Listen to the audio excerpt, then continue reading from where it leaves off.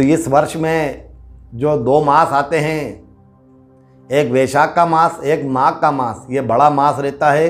इन मासों में दान का महत्व बहुत ज़्यादा रहता है, वैशाख के मास में और माघ के मास में। और दोनों मास में देखिएगा पितरों का पूजन अत्यधिक होता है। ये 2 मास में पितरों का पूजन अवश्यंभावी करा जाता है। पितरों का पूजन करना चाहिए, तर्पण करना चाहिए।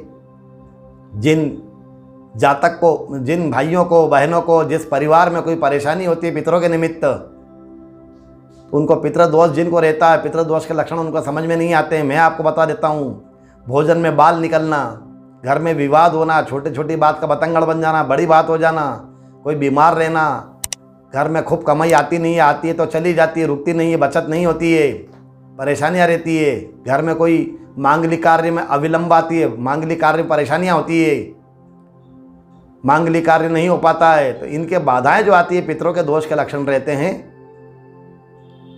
तो ये वैशाख जो चल रहा है अभी, वैशाख के जो मास में अमावस्या आएगी, शनिवार की अमावस्या आएगी। इस अमावस्या को पितरों का पूजन करें।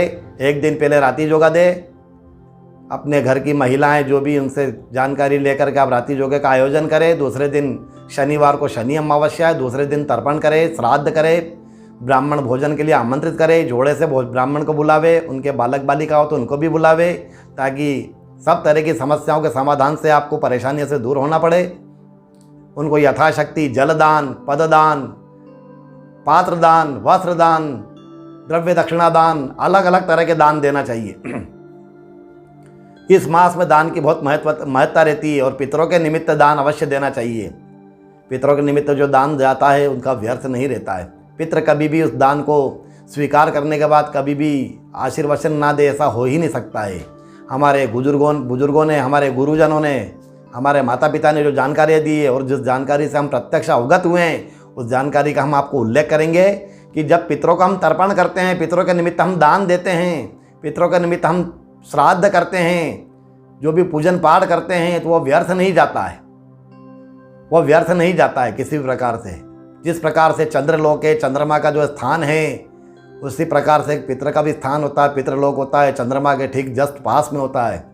पितृलोक से वहाँ पे भी उनके पितरों का जब हम आह्वान करते हैं तो वायु रूप में आकर के हमें आशीर्वचन दे जाते हैं।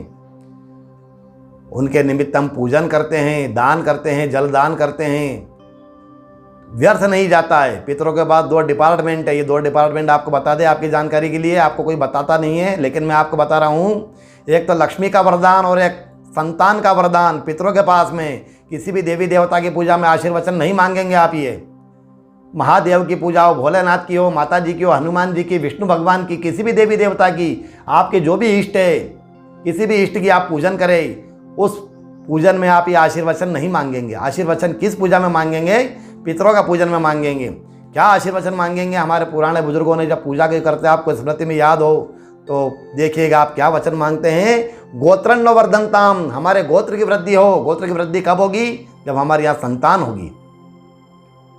किसी पूजा में नहीं मांगोगे आप। महादेव की पूजा में, कोई हवन में, कोई जो भी पूजन कर, बड़ा पूजन चल रहा है उसमें ये नहीं कहोगे, पितरों से मांगोगे। गोत्रन्न वर्धनताम, हमारे गोत्र की वृद्धि हो। अन्नम च बहु भवेत, हमारे अन्न का भंडार भरा रहे। अतिथिम च लवे मही, हमारे यहाँ मेहमान आते रहे, हमारे यहाँ याचक आते रहे, हमारे यहाँ भिक्षुक जो भी भिक्षा मांगने के लिए आते हैं वो आते रहे। चंदा मांगने वाला आए, उधार मांगने वाला आए, जो भी आए, तो वो खाली नहीं जाए। खाली कब नहीं जाएगा? जब आपके पितर आपको लक्ष्मी का वरदान देंगे, आपको आशीर्वचन देंगे। और लक्ष्मी का वरदान, आशीर्वचन, संतान का वरदान, आशीर्वचन कब देंगे? जब आप उनका पूजन करेंगे, उनके निमित्त तर्पण धूप ध्यान करेंगे।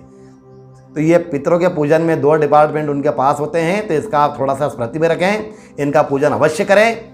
शनिवार के एक दिन पहले आप रात्रि जोगा दें। शनिवार को बढ़िया श्राद्ध अच्छे आनंद से करें, पितरों का पूजन करें। बहुत से लोगों की ये मानसिकताएँ रहती है, बहुत से यजमानों की ये मानसिकताएँ रहती है कि हम तो गया जी होके आए, हम तो बद्रीनाथ केदारनाथ होके आए, वहाँ हमने पितरों का सब कर दिया, छोड़ दिया महाराज, वो तो हमने भगवान से वहाँ पे सब छोड़ के आ गए। ये आपकी मानसिकता गलत है। अगर आप छोड़ के आ गए तो भी तर्पण होता है, ये शास्त्र में उल्लेख है इसका। आपको अगर कहीं शास्त्र में कोई जानकारी मिलती हो तो हमें कमेंट्स बॉक्स में अवश्य कमेंट्स करें।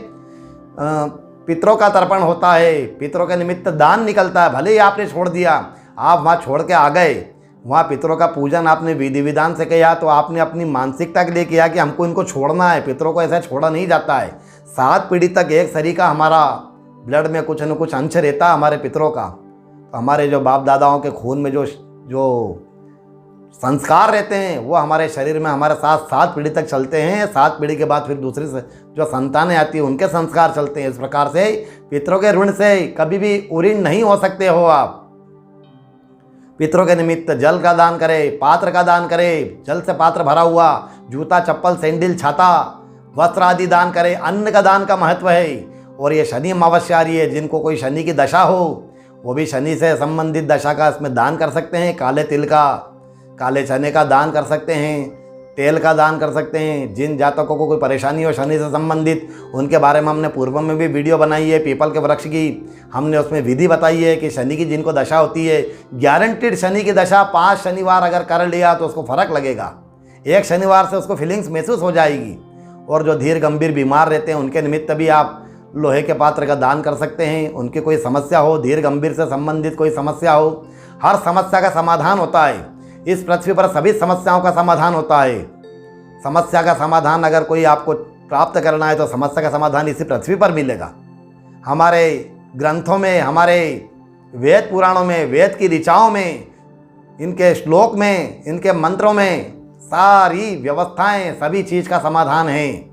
अगर आपको किसी प्रकार से कोई समस्या हो, मानसिक हो, शारीरिक हो, आर्थिक हो, कोई बीमारी से संबंधित हो, किसी भी प्रकार का कोई क्लेश हो, किसी प्रकार की जिस प्रकार की मानो की जो भी समस्या हो, तो आप हमें कमेंट्स बॉक्स में अवश्य बतावे।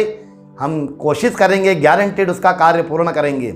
हमारे सभी पुराणों में इसका उल्लेख मिलता है। तो आप पितरों के निमित्त इस वैशाख मास में अवश्य तर्पण का दान करें, तर्पण का जल का दान करें।